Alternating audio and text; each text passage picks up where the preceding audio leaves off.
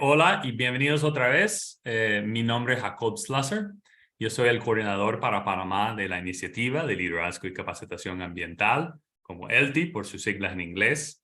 Y me acompañan mis colegas y coautores de esta guía, Jorge Gutiérrez, técnico de campo, y Saskia Santamaría, la asociada del programa de capacitación del Neotrópico. Y me complace darle la bienvenida hoy al webinar La ganadería resiliente al cambio climático es posible, donde realmente vamos a compartir la reciente publicación de la guía práctica para establecer sistemas silvopastoriles en la península de Azuero de Panamá. De hecho, que es la primera guía silvopastoril de este tipo publicada para Panamá y describe y ilustra cómo lograr una ganadería resiliente al cambio climático. Entonces, pero antes de hablar sobre la guía, quiero mencionar un poco sobre ELTI, que es un programa de la Escuela de Medio Ambiente de la Universidad de Yale, de Estados Unidos, que recibe el generoso apoyo de Arcadia, que es un fondo filantrópico de Elizabeth Rousing y Peter Baldwin.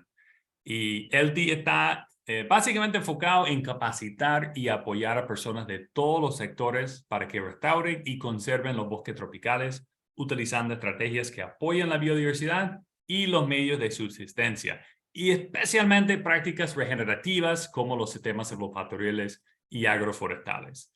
Entonces, nuestro papel realmente es llenar la gran brecha entre la ciencia y práctica, porque hay muchísima información que no está llegando a los tomadores de decisiones, y hacemos esto principalmente a través de capacitaciones en línea y en campo también, pero además publicaciones o recursos de acceso abierto y que los cuales siempre son gratuitos. Entonces, y un recurso en particular es nuestra guía silvopastorial. Entonces, ¿cuál era el objetivo para esa publicación? Realmente, primero fue para presentar una serie de recomendaciones prácticas y técnicas para establecer los sistemas silvopastoriles. También compartir el conocimiento, las ideas y ayudar a ganaderos a alcanzar metas productivas. Y finalmente contribuir a la apreciación y conservación de la riqueza de Panamá, lo cual es su increíble biodiversidad. Y es importante tener en cuenta que esta fue una publicación que aprovechamos de escribir durante la pandemia, lo cual se basa en más de 10 años de experiencia de la implementación de sistemas silvopastoriles con ganaderos en Azuero y con muchísimo ensayo y error, de verdad. Y por eso es importante destacar prácticas efectivas que han sido adaptadas por ganaderos locales para que otras puedan como realizar una ganadería mucho más ecológica y regenerativa. Entonces, lo que es más importante es que una publicación de acceso abierto que está disponible gratis a través de nuestro sitio web, que voy a explicar al fin de esta presentación. Entonces, pero primero, ¿por qué publicar una guía sobre sistemas silvopastoriles?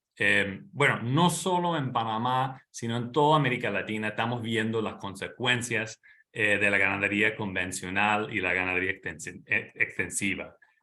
Lo cual, como vemos aquí en esa foto, elimina los árboles, introduce pastos exóticos y tiene un sobreuso de agroquímicos. Lo que resulta en deforestación, pérdida de biodiversidad, pérdida de servicios ambientales, baja producción y un aumento de los gases de efecto invernadero y realmente la pérdida de captura de carbono que viene a través de los suelos y los árboles.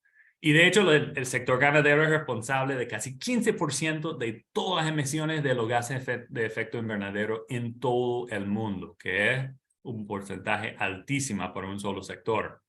Y en la península de Azuero de Panamá, las consecuencias de la ganadería convencional son particularmente evidentes, ya que es la región más deforestada y degradada de Panamá, con menos de 25% de cobertura forestal y más de 60% de uso de suelo en pastizales. Y también vale la pena mencionar que Azuero es donde se encuentra la mayor parte del ecosistema de bosque seco tropical de Panamá, que es el ecosistema más amenazado de todo el neotrópico. Y es un ecosistema muy importante debido a su alta biodiversidad y muchas especies endémicas, ¿no? Pero lamentablemente queda muy poco, básicamente en unos parches remanentes debido a años de uso no sostenible de la tierra. Entonces, por lo tanto, lo que encontramos hoy en día en la península de Azuero es un paisaje mosaico agrícola altamente fragmentado con una mezcla de pastizales, cultivos y parches de bosque secundario.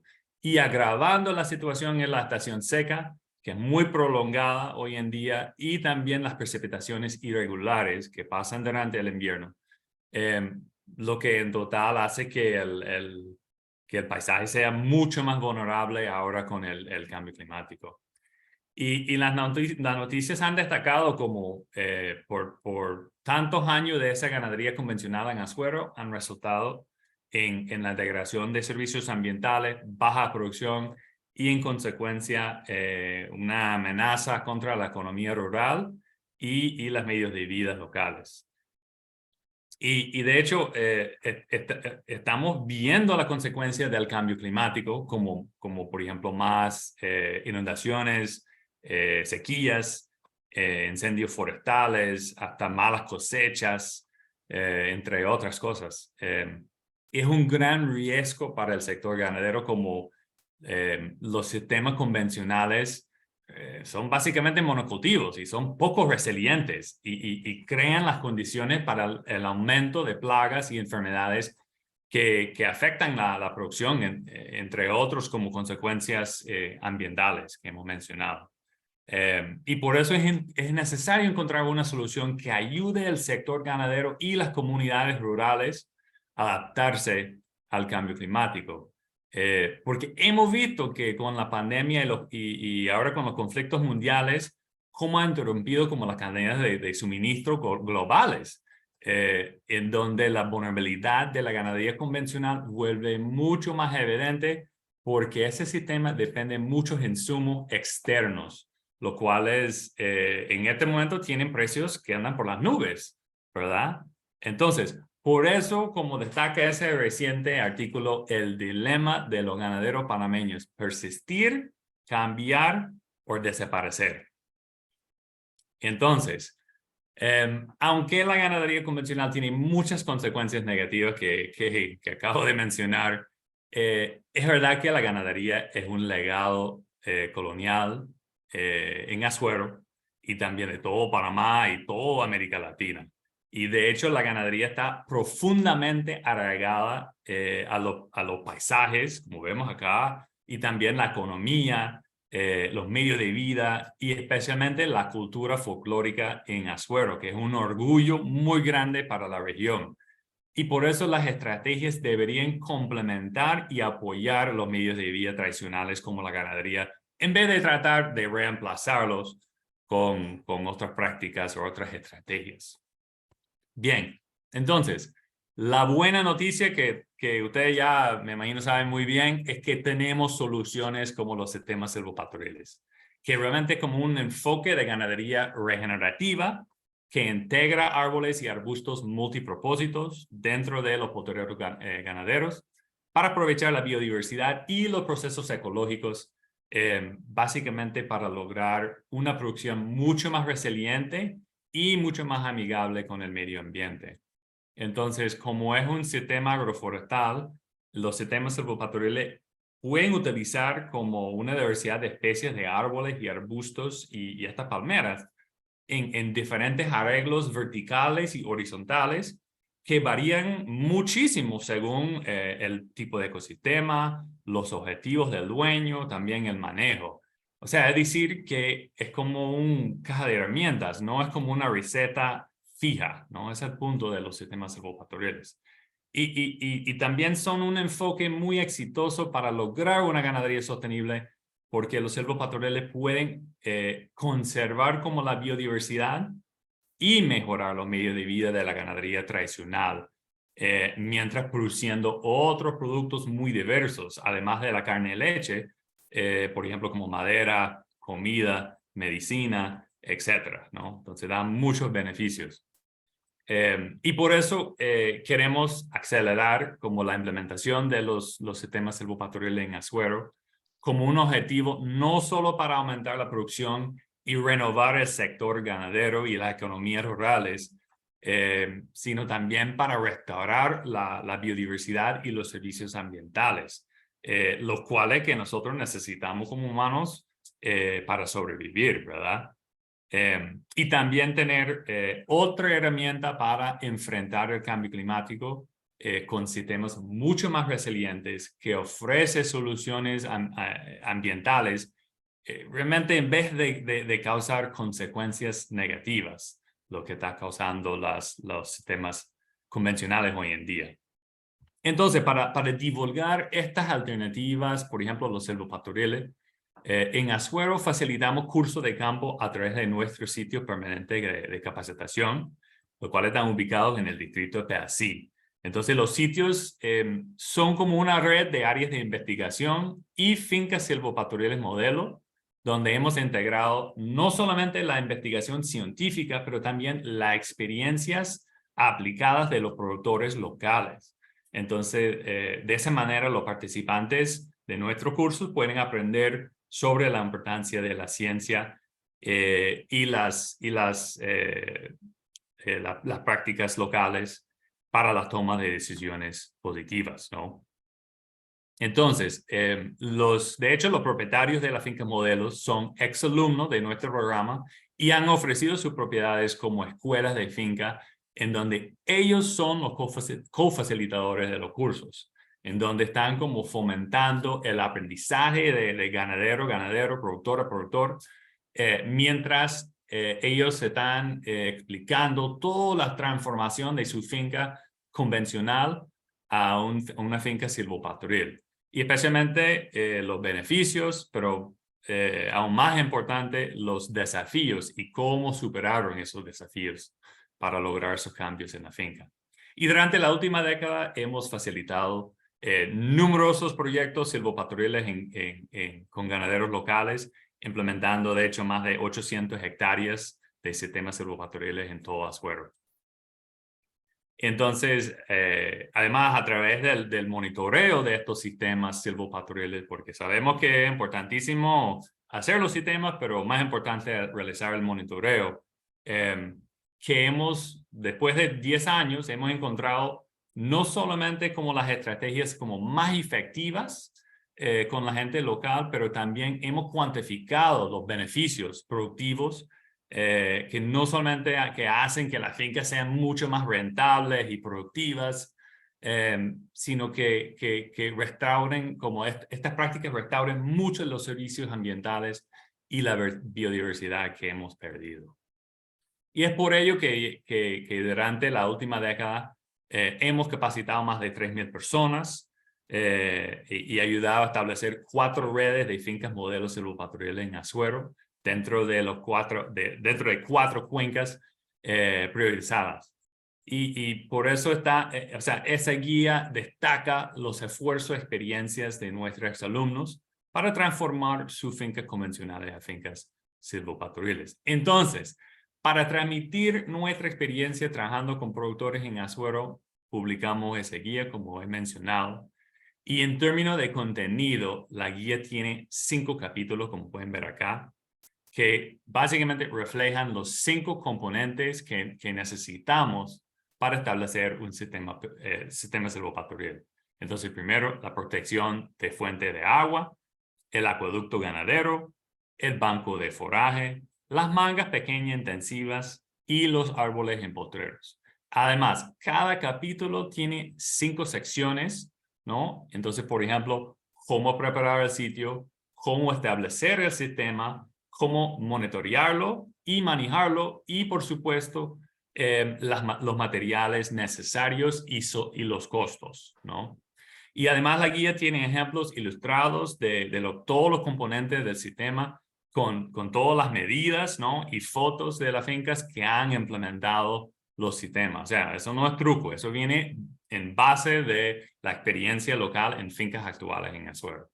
Entonces, la idea con el proceso bien detallado y ilustrado a través de esa guía las personas interesadas, que sean ganaderos, técnicos, pensionistas, ellos pueden utilizar esa guía para ayudar a dirigir sus esfuerzos.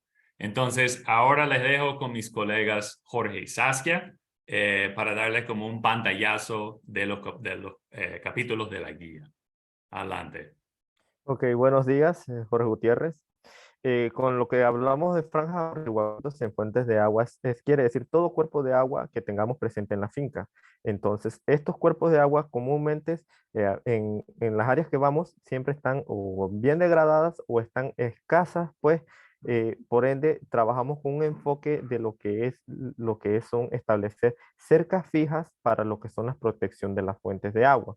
Entonces, estas lo que buscan es aislar el acceso del ganado hasta estas fuentes de agua. Claro, dependiendo la forma de la finca, el ganado va en algún momento pasar por alguna fuente de agua, pero que este paso sea transitorio. Por ende, hablamos de algún corredor para el ganado en la fuente de agua. Siguiente. Siguiente. Ajá.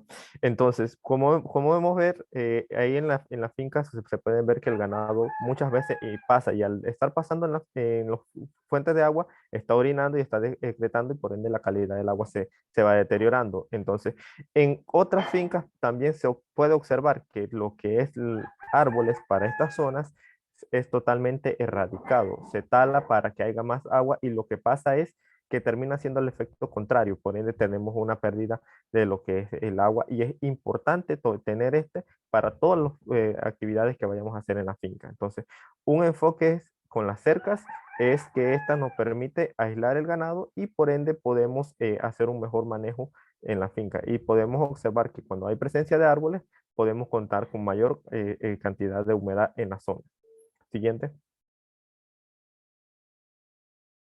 Siguiente. Entonces, cuando establecemos nuestros cercados en las fuentes de agua, podemos también darle algunas asistencia para incluir algunas especies, ya sea con algún valor económico o con algún servicio ambiental que aporte en la zona. Pues entonces podemos establecer algunas especies adicionales, ya sea un roble o un guayacán en la zona para que estos puedan aportar a lo que es la belleza escénica y a conservar lo que es la fuente de agua. Siguiente. Siguiente. Ajá. Eh, entonces, lo que son la protección es esencial para que entonces podamos hablar de alguna regeneración. Muchas veces hacemos esfuerzo en lo que son las reforestaciones, pero no aplicamos un sistema de lo que es protegerlas de lo que es el acceso del animal. Muchas veces el animal no simplemente se alimenta de esto, sino que interactúa con ellos para sea rascarse o simplemente reposar un rato y termina dañando el plantón que se está haciendo. Por ende, si estamos haciendo una protección, la regeneración natural podemos verla que es mucho más efectiva comparada con una reforestación. Entonces, estos enfoques con actividades de cercado en franjas, ya sea en áreas ribereñas o en algunas partes estratégicas de la finca, nos ha dado un mejor resultado en lo que es la conservación de la finca. Siguiente. Acueductos ganaderos. Entonces, con lo que es el acueducto ganadero, estamos hablando que ya una vez conservamos la fuente de agua, tenemos el recurso vital, pero este agua no es que el ganado tiene que entrar directamente de nuevo a la fuente de agua, sino que nosotros vamos a llevárselo porque es un esfuerzo que ya no va a tener que estar haciendo el ganado para obtener el agua. Así que lo que hacemos es trabajarlo mediante sistemas con paneles solares y una turbina pequeña, bombeamos el agua a lo que es un tanque de reserva y ya de ahí por gravedad se puede distribuir a cada parcela. Es esencial contar con las parcelas, es esencial contar con el sistema de agua para que así podamos contar con que nuestro sistema funcione correctamente y que el ganado pueda sentirse cómodo, porque una vez que no tienen el agua, el animal se puede desesperar fácilmente. Siguiente. Entonces, como podemos ver en la imagen, tenemos lo que son unos bebederos sencillamente pequeños. Esto es un tanque de 55 galones que está partido por la mitad. Algunos dicen, no, eso no da abasto para mis animales. Realmente Sí funciona porque cada vez que el animal va, toma, este se rellena y vuelve a funcionar. Entonces, al principio, si el animal o los animales no han consumido agua, todos van a querer tomar en el momento, pero una vez se sacian la sed, pueden volver a rellenarse el bebedero y va a funcionar. Por nuestra experiencia, hemos visto que estos han dado abasto tranquilamente para 25 o 30 animales en una parcela. Así que es un sistema bastante económico, bastante factible y sobre todo nos permite tener esa movilidad que pudiéramos hacer en algún caso de que se necesite, pues. Siguiente.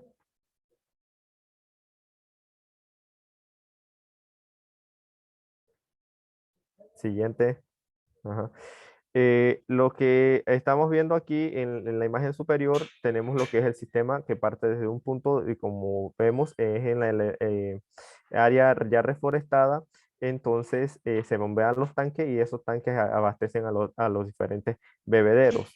Como mencioné anteriormente, están los que son los paneles solares que dan la energía eléctrica a lo que es la turbina que llenará los tanques. Entonces, los tanques es esencial que sean tanques limpios, que no hayan sido utilizados para guardar venenos ni fertilizantes y que lo importante es que uno puede hacer una inversión para adquirir uno más pequeño y de ahí se pueden ir haciendo otras conexiones que permitan aumentar el almacenaje. Es decir, es un proceso que puede ser ya sea rápido o puede ser un proceso pausado que ayude en la mejora de la finca. Entonces, que se ajusta mucho a las necesidades del productor de la zona de cada suero, porque muchas veces no cuentan con ese recurso económico para hacer todas las inversiones en el momento. Por eso se trabaja de forma pausada y con recursos que ellos tienen disponibles en la zona. Entonces vemos de forma más cercana lo que es un bebedero y cómo se ve, se aprecia la calidad de agua de una represa que puede estar a veces turbia a una agua transparente. Y muchas veces cuando el ganado se le da la oportunidad para saciar la sed, ya sea en la quebrada o en el bebedero, estos prefieren a veces, muchas veces, ir al bebedero porque tienen un agua mucho más limpia y mucho más fresca para ellos consumir. Así que eso. Siguiente. Entonces, cuando hablamos de las opciones, cuando hablamos de lo que es el bombeado, de llevar el agua al tanque de reserva, hay opciones en el mercado como es el uso de bombas de gasolina o bombas solares, ya sean sumergibles, sean superficiales, pero a la hora de sintetizarlo mucho más sencillo, se puede decir que una bomba de solar es mucho más eficiente en el sentido de que a pesar que bombee poco caudal, es efectivo porque en unas 2 o 3 horas va a estar llenando el tanque, dependiendo de la capacidad del tanque, y entonces ya de ahí nada más va a ser horas más cortas para colocar. Entonces, y el costo de este sí es inicialmente un poco más alto, pero comparado con una de gasolina que es mucho más, el doble más bajo, este no se va a incrementar durante el uso. Así que muchas veces recomendamos que usen bombas solares conectados con los paneles para que entonces podamos brindarle el agua constante. Y eso sí, una vez que se le establece estos sistemas, el agua es esencial usarla durante todo el año. No es que porque ya está lloviendo, hay un charco ahí en la quebrada, y ahí van a beber. No, tienen que tenerse el bebedero porque el animal se acostumbra a esta mejora. Siguiente.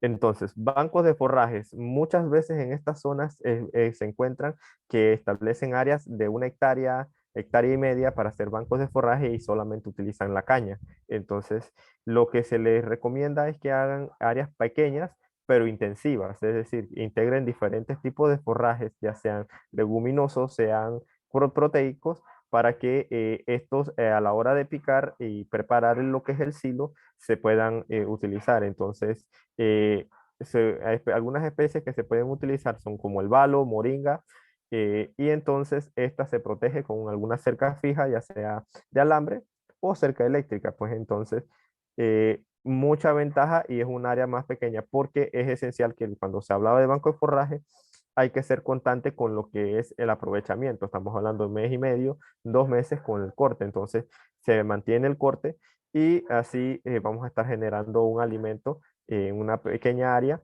para hacer entonces abastecer a nuestros animales en lo que es la escasez, lo que es el verano. Siguiente. Entonces, aquí podemos ver algún tipo de sistemas que tienen integrado diferentes tipos de forrajes, morera, un banco mixto, como hablamos, y no solo eso, sino que también se puede incluir árboles maderables, que en un futuro, entonces ya es una forma de estrategia para restauración. Entonces, se puede ver que en un pequeño banco de forraje rinden silos individuales en bolsas y pueden estar disponibles para lo que es el ganado. Así que entre una o dos personas lo pueden trabajar y no requiere mucho esfuerzo, más que todo el cuidado y tenerla cerca delimitada en la zona. Siguiente.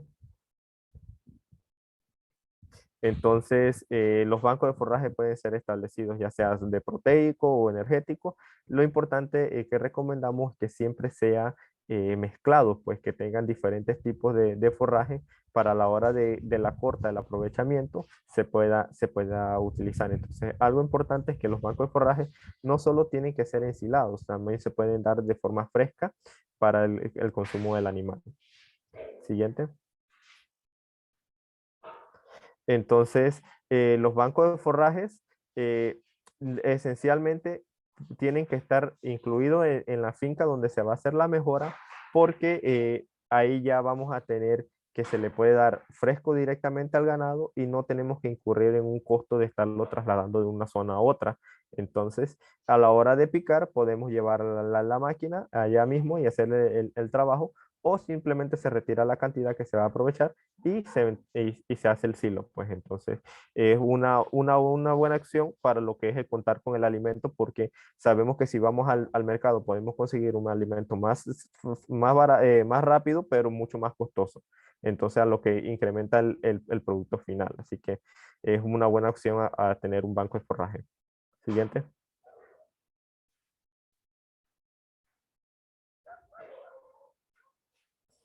Banco de forraje con balo y con caña son otras alternativas. Siguiente.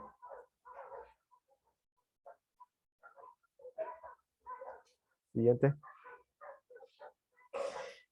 Otra opción, como los bancos de forraje, estamos hablando mixtos, mezclarlos, incluso se pueden colocar plátanos, moringas, papayas, es decir, muchas variedades de otros tipos de especies, ya sea para consumo del animal o para consumo humano. Entonces, es una alternativa que recomendamos mucho en la zona. Siguiente. Listo. Correcto, ahora Bueno, le dejo con Saskia Santa María. gracias, Jorge. Bueno, el cuarto capítulo toca el tema de las mangas pequeñas intensivas, que como ven en esta ilustración son básicamente potreros más pequeños. Siguiente. También se toca el tema de la siembra de las distintas especies y la forma de sembrarlas dependiendo del terreno, o simplemente dejar que se regeneren, porque no siempre hay que sembrar. Siguiente. Entonces, la división de los potreros en mangas pequeñas permite hacer estas rotaciones rápidas e intensas, y esto aumenta la capacidad de carga de la finca y mejora la producción, un aspecto muy importante pues para nuestros ganaderos, hablarles de la parte de la producción. Siguiente. En esta foto pueden ver claramente ese contraste entre un potrero convencional, donde no hay divisiones, entonces el ganado está paseándose por todos lados, causando compactación por este pisoteo constante, y del otro lado pueden ver entonces un sistema silopastoril intensivo, que puede hacerse este pastoreo rotacional, y esto permite hacer los descansos, que es importante para que la vegetación pueda recuperarse. Y aquí vemos la Titonia diversifolia, que es el conocido botón de oro, junto con braquiaria. Siguiente. Entonces, en esta ilustración vemos que estos surcos de botón de oro han sido sembrados en una pendiente, no solamente para producir los forrajes estos de alta calidad, sino también para ayudar a reducir la erosión, porque la manera en que están, y sembrarlos entonces en las curvas de nivel. Siguiente.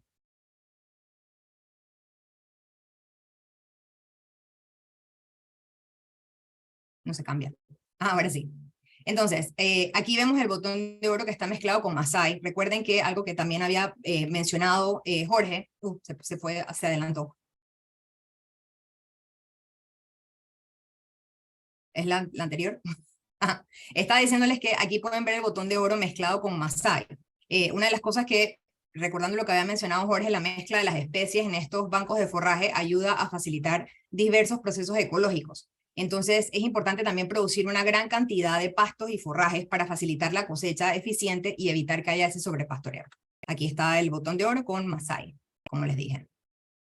Ahora sí, siguiente. Entonces, un aspecto importante es que mezclando los pastos, los arbustos y los árboles, se busca hacer unos forrajes que estén imitando esa estructura del bosque, donde la vegetación crece en pisos o estratos, o sea, el bosque no es una sola cosa.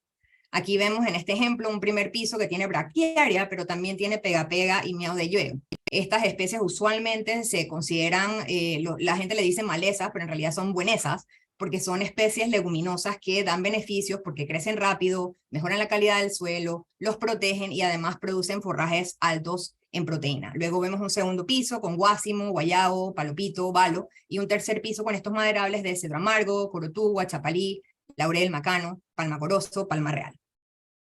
Siguiente.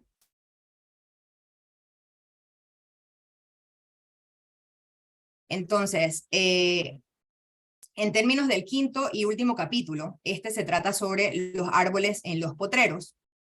Siguiente. Y los árboles en potreros pueden estar presentes en diferentes tipos de arreglos, ¿verdad? Vamos a ver ahora entonces. Siguiente. No se cambia. Ok. En este ejemplo podemos ver ejemplos de corotú y guásimos. Estos árboles dispersos en los potreros, además de esta belleza escénica que están viendo ustedes aquí, son muy importantes porque ofrecen sombra para el ganado y nutrientes para los suelos. Siguiente.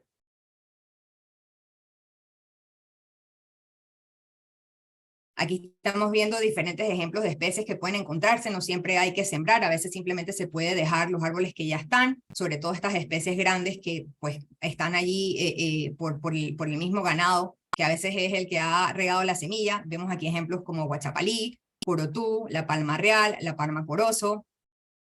Siguiente.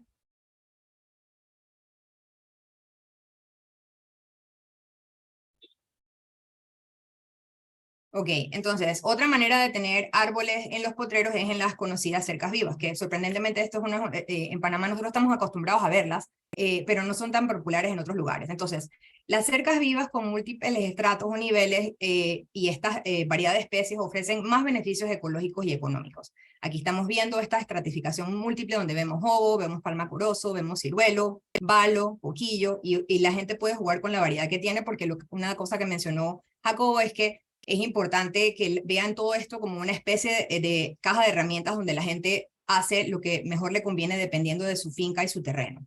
Siguiente.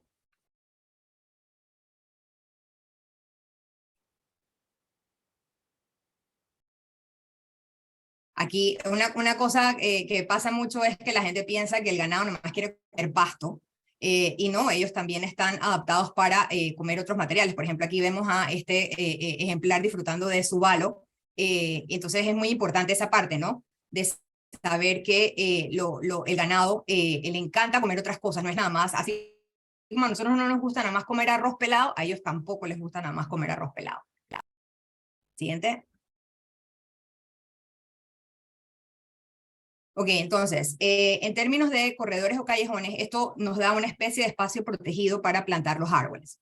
El callejón también se puede utilizar como un corredor para el tránsito del ganado por la finca, y esto les proporciona un confort porque están bajo la sombra de los árboles maderables y frutales que podemos ir sembrando para beneficio de ellos y del mismo suelo.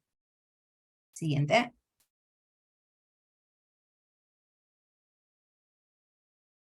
Ok, entonces algo muy importante es que al seleccionar los árboles para los potreros hay que considerar tanto el valor ecológico como el valor social. Es importante buscar especies que se adapten bien a las condiciones difíciles de los potreros, sobre todo aquellos que están bastante pelados. Entonces no se recomienda plantar plantones en medio del potrero por el alto riesgo de que sean dañados o consumidos.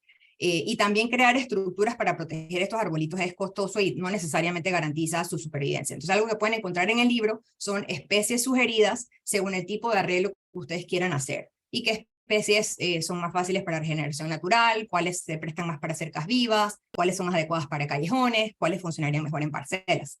Siguiente.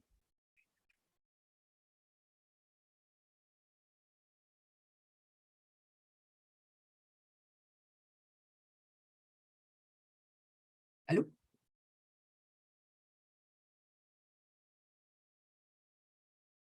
Me sale todavía la de los árboles.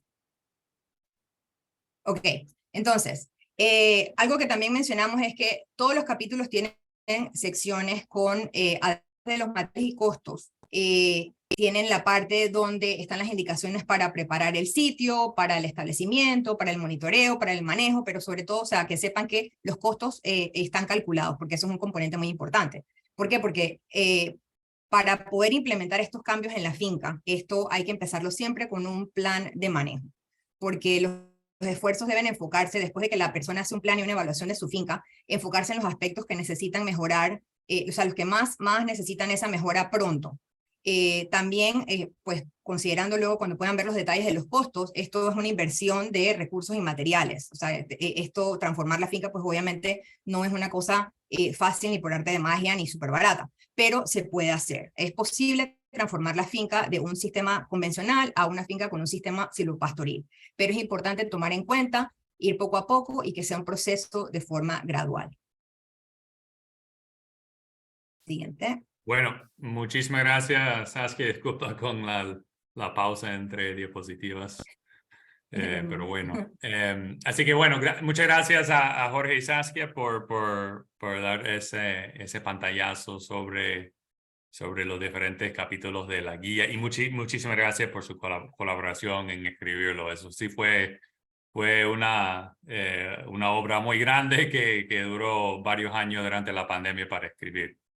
Pero bueno, entonces para que sepan ustedes, para bajar una copia de la guía en forma gratuita, solamente tienen que visitar nuestro sitio de web, que pueden ver acá, y hago un clic aquí donde la pestaña que dice Resources o Recursos. Y entonces, cuando haga el clic, va a salir una lista de publicaciones que tenemos que son gratis. Entonces, uno de ellos va a ser la guía. Entonces, lo pueden bajar y compartir con sus amigos y colegas. Y finalmente, queremos dar algunos agradecimientos. Primero a nuestro socio en Panamá, que es la Comisión Interamericana de Atún Tropical, CIAT, por apoyar nuestro programa por tantos años. También la Fundación para la Conservación de Alimentación y Salud, por financiar la publicación de esta guía. También muchísimas gracias a los editores de esta guía, la doctora Alicia Calle, el magíster Samuel Valdés y el magíster Leonel Ríos. También la Asociación de Productores Pecuarios y Agrosilvopastoriles de Perací, conocido por APASPE, son medio famosos hoy en día, que fueron los pioneros en establecer sistemas silvopastoriles en Azuero. Así que su colaboración fue muy importante para nosotros y sus experiencias, porque al fin de cuentas eran ellos mismos que estaban implementando esos sistemas en sus fincas y tomando todo el riesgo. Así que, y también el Centro para la Investigación de Sistemas Sostenibles de Producción Agropecuaria, de CIPAV, para el apoyo con los proyectos adicionales y todos sus consejos.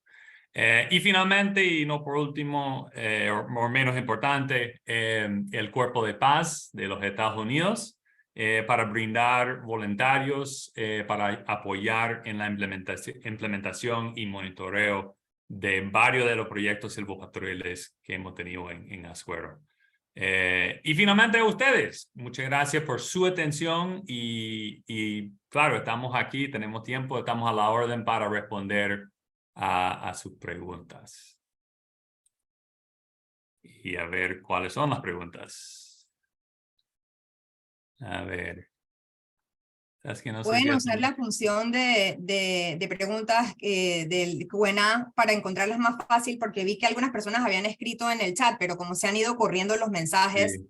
Está un poco difícil bucearlas. Entonces, si las pueden poner en la sección de preguntas y respuestas, Y también, bueno, por si no lo han visto, les pusimos allí el enlace para la sección de recursos en la página. También les pusimos para que nos puedan buscar en redes sociales, bajo @yel _elti.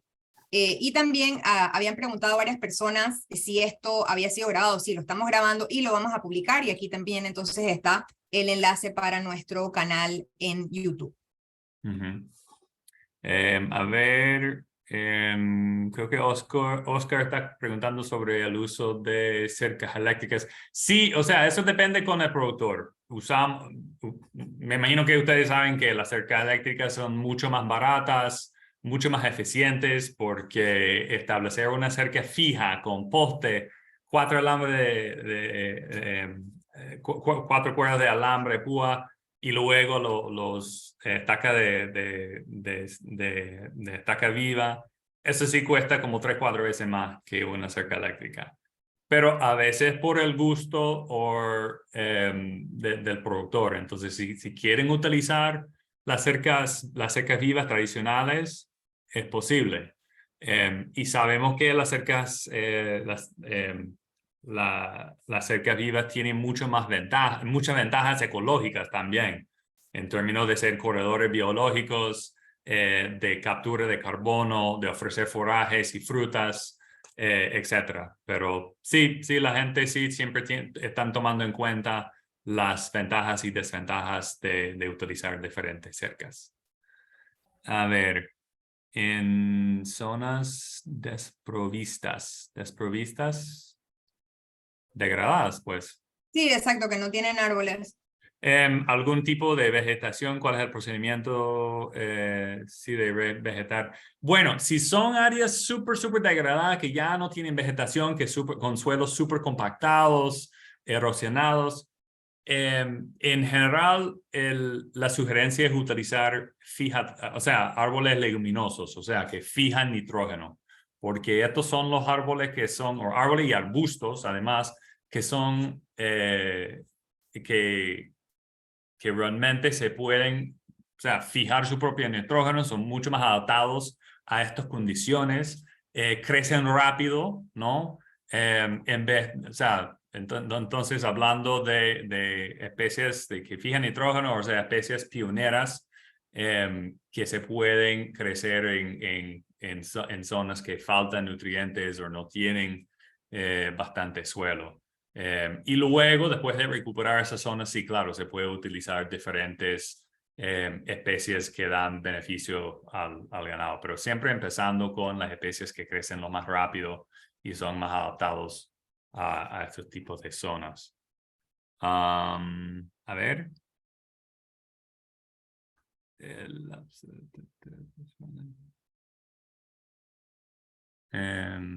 Algo muy interesante aquí es de cómo hacer para realizar el cambio cultural y si se han realizado estudios de investigación sobre especies silvestres nativas, ay, se movió, especies nativas silvestres como forrajes o el uso de frutos como alimento y leguminosas.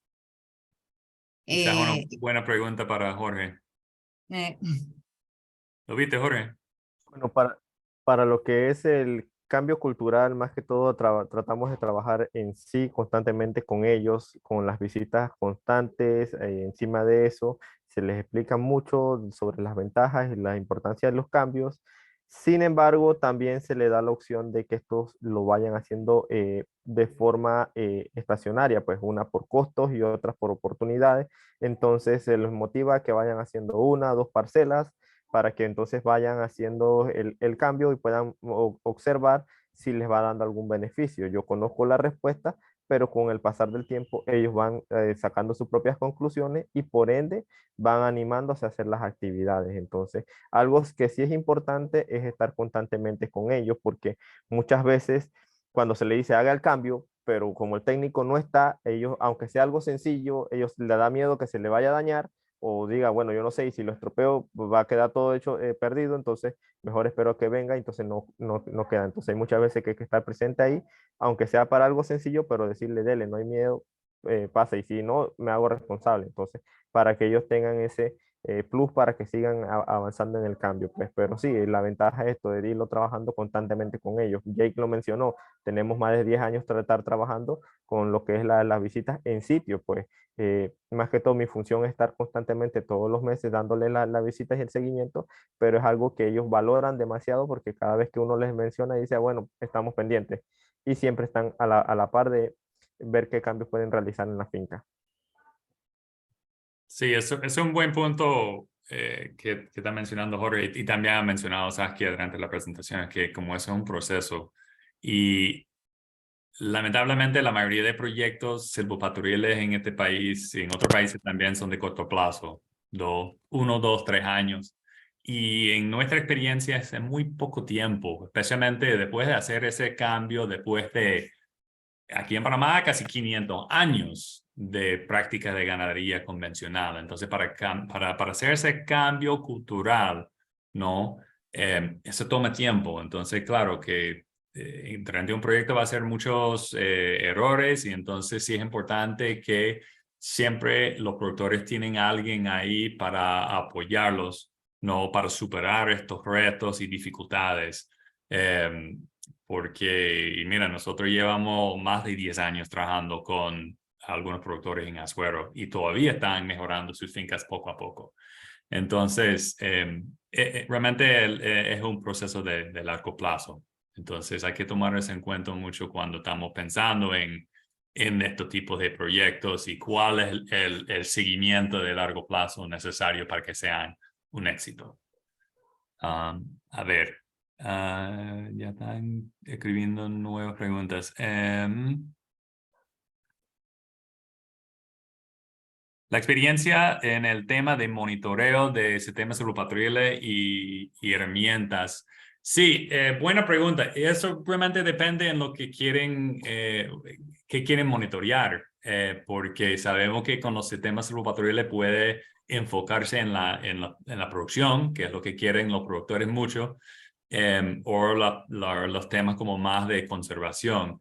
Y realmente lo mejor es para hacer un tipo de monitoreo participativo, en donde trabaja directamente con los productores o los trabajadores de la finca para que ellos entiendan por qué están haciendo un monitoreo de X indicador, por qué es importante y cómo lo hacen en una forma súper sencillito para que ellos mismos se puedan replicarlos en el futuro. Claro, hay muchas herramientas que se pueden utilizar que son muy costosos y con drones y con muestras de suelo, pero para nosotros uno de los mejores son las cosas sencillitas que se puede enseñar a otras personas para que sigan haciendo eso, para que vean cuáles son los cambios en términos de producción y conservación de largo plazo.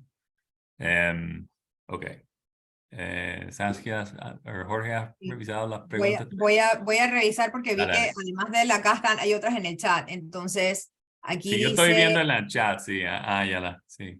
Dale. bueno, alguien acaba de poner, y esto es una cosa, dice, ¿hay experiencia con quemas prescritas en el manejo de los sistemas silvopastoriles? ¿Con qué, disculpa? Con las quemas prescritas, o sea, el manejo de las quemas en los sistemas silvopastoriles. Buena pregunta, muy interesante. No, bueno, en los bosques templados sí, pero aquí en los trópicos no tanto, porque no es no es una perturbación natural de los ecosistemas tropicales. Entonces, más que todo queremos evitarlos. Y una manera para evitarlos, porque en el pasado el uso de los pastos faraguas aquí en Panamá, lo que requieren una quema anual en el verano, una ventaja de los sistemas silvopastoriles con los pastos mejorados y los otros arbustos es que no vale la pena quemarlos. O sea, es una desventaja quemarlos. Porque ahora, especialmente como los pastos mejorados son seleccionados a ser mucho más resilientes de las sequías. Entonces, sí, siguen produciendo biomasa durante el verano. Entonces, realmente tratamos de evitar las quemas, aunque son controladas. Es un peligro muy grande en el paisaje en Azuero, como es bosque seco y más de 80% de la especie de árboles son caducifolias. Así que crea un montón de de hojas y hojarasca en el suelo, entonces eso sí puede ser un problema. Sí, En entonces muchos más años. que degrada el estado de la finca, porque muchas veces También. cuesta, el rol principal que trabajamos es que tienen que hacer divisiones, entonces al estar incluyendo las quemas tenemos un riesgo muy grande de que estos vayan a dañar las cercas y por ende ya haya que restablecer todo el trabajo, pues entonces por eso es que se evita. Sí hemos tenido algunos casos que se ha pasado el fuego de una parcela de un vecino acá, pero siempre se trata de mitigar, de apagarlo antes de que haya un daño más grande, porque no vale la pena, como dice Jake, arriesgar todo el trabajo simplemente para ahorrarse un poco de, de trabajo de lo que es el pasto, porque al final los pastos mejorados dan esa ventaja, que no hay que estarlo quemando constantemente. Ujú. Aquí veo otra pregunta. El lapso de tiempo de recuperación de arbustivas, leguminosas y gramíneas. Jorge. Bueno, sí, tienden a variar dependiendo de las especies, solo que ya cuando tú haces un manejo, tienes que tratar de sintetizarlos todos, pues aunque hay un momento específico, tanto para el pasto que hablamos 30 días, 35 días, mientras que los arbustos estamos hablando que a los 45 días tienes que regirte por lo que es un poco más importante, pues entonces es el pasto, porque si tú dejas pasar el pasto, se hace lignificado y ya el ganado no va a poder aprovecharlo nutricionalmente. Entonces haces la rotación antes del tiempo ideal para el arbusto, pero todavía aún así no se ve tan dañado, tan deteriorado, porque el arbusto todavía permite seguir broteando y seguir creciendo en algunos casos, y más si es algún árbol que tú quieres tener. Así que más que todo por eso que hay que sacrificar en algunos y en ese caso le damos prioridad un poco al pasto para que poder mantener el ciclo. Sabes que aquí veo, ¿existe vínculos con los gobiernos locales para ampliar más superficie silvopastoril y cómo se involucran en dado caso? Bueno, Elti trabaja con, tanto cuando van a las visitas en campo, con algunos técnicos que se encuentran presentes y siempre se está tratando de comunicarse con alguna entidad.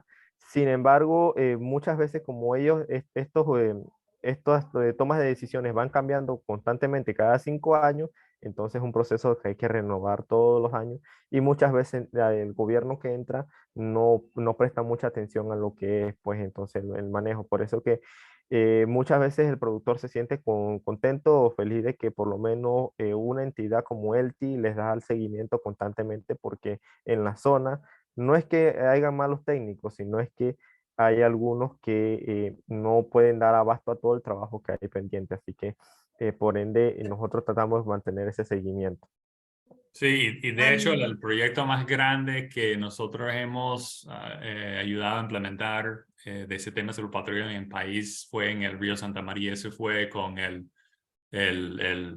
con la colaboración con el Ministerio de Desarrollo Agropecuario, que realmente ellos conocen la gente, trabajan en esas comunidades, así que para nosotros trabajar con las autoridades locales es clavísimo porque ellos tienen todo el conocimiento local y tienen muchas veces la confianza de los productores locales para implementar estos tipos de proyectos. Entonces, sí, siempre son un gran apoyo, pero eso, como Jorge dice, como van cambiando cada 5 años, a veces hay proyectos, a veces no, cambian los objetivos del gobierno en cuáles son sus enfoques. Entonces, a veces hay que como esperar y tener paciencia, pero siempre vienen proyectos grandes con el apoyo del gobierno, por supuesto. Otra manera de involucrarlos también, algo que quería mencionar es a veces el invitarlo a las capacitaciones, porque lo que él Sí, hace es capacitar en estos temas y luego darse seguimiento. Entonces, a veces es bueno involucrarlos desde la parte antes, de darles esa oportunidad de estar en la capacitación, tener los materiales, cosa que cuando ellos van a apoyar a la persona en campo, están más relacionados con los temas que se han tocado. Alguien había puesto por aquí. sí, sí, He visto que hay bastante. No, solo dale. iba a decir una última cosita antes Sí, he solamente visto sí, algunas preguntas más. es un buen punto que Saskia está mencionando, que en nuestros cursos muchas veces invitamos oficiales o extensionistas del ministerio y que vienen con un contraparte en una comunidad donde ellos están trabajando para que vengan ambos y que aprenden sobre estas alternativas. Entonces, que trabajan juntos durante el curso, hagan su plan de manejo de finca y vuelven a la comunidad ambos con todos estos conocimientos y un plan para implementar. Entonces, es una buena manera para integrar también las autoridades y la gente local para fomentar más éxito en estos sistemas, ¿no? Disculpa, Sarka, adelante. No, que iba a decir que he visto que hay algunas preguntas un poco más específicas y quería decirles que mucha de esa información está en la guía. Lo que pasa es que no nos podemos quedar horas hablando de los diferentes componentes de la guía. Entonces, si quieren saber un poco más de la experiencia trabajando con los productores, o sea, ese tipo de cosas que los puede ayudar a ustedes a hacer esos acercamientos, pues porque como hemos mencionado, es una práctica de cientos de años y muchas veces se le tiene esta mala fama a la ganadería, pero la ganadería se puede hacer de una forma que los productores no necesiten dejar eso, en el sentido de que la ganadería no es solamente por la parte productiva, sino también la parte cultural, los medios de vida de la gente, todas esas cosas que están asociadas a estas costumbres que ellos tienen. Entonces, es muy importante tomar esto en cuenta, de que hay que trabajar, hay que integrar esas cosas, hay que tener un respeto por esos medios de vida. La naturaleza es importante, pero hay espacio para todos en la naturaleza. Y ya pues los productores han podido ver eso a medida que han hecho las diferentes adaptaciones en su finca y ellos mismos van cambiando. Tenemos productores que, por ejemplo, de repente empezaron un corredor y empezaron a ver más movimiento de vida silvestre en la finca y eso les entusiasmó a ampliar más el corredor. Entonces uno nunca sabe y siempre tiene que estar abierto a darles estas cosas y ver cómo van evolucionando las cosas para que ellos mismos participen en esas adaptaciones y que no se sientan que es una cosa que se les está imponiendo, porque siempre es importante eso, ¿no? que se sientan que no se está imponiendo, sino que es algo que es para ellos, para que ellos adapten a sus necesidades y sus medios de vida. Listo. Bueno. Gracias, Saskia. Gracias, Jorge. Lamentablemente ya está acabando el tiempo. Así que muchísimas gracias a todos ustedes por unirse desde diferentes países y para acompañarnos hoy en día. Mira, antes de concluir, si quiere ver otra vez, como Saskia ha mencionado, si quiere ver la grabación de ese webinar, o compartirlo con sus amigos, lo vamos a publicar mañana en nuestro canal de YouTube y el enlace ya está ahí. Y también, si está interesado en otras publicaciones de acceso abierto como ese guía, revise nuestro sitio web en la pestaña de recursos, pero también otro que tenemos se llama nuestra biblioteca de restauración de bosques tropicales, que es otro recurso que contiene una diversidad de publicaciones, otra es artículos científicos, guías, etcétera, todo gratis también. Y todo sobre el tema de restauración forestal, sistemas de silvopastoril, la agroforestería, etcétera. Entonces, y no olviden visitarnos en las redes sociales para aprovechar nuestras próximas actividades y otras guías, porque siempre estamos publicando otra información para ustedes. Así que otra vez, muchísimas gracias por acompañarnos y esperamos verlos en la próxima vuelta. Así que muchísimas gracias y cuídense mucho. Fue un Muchas placer. gracias por su asistencia. Chao. Gracias. Cuídense. Chao. Gracias por venir. Nos vemos.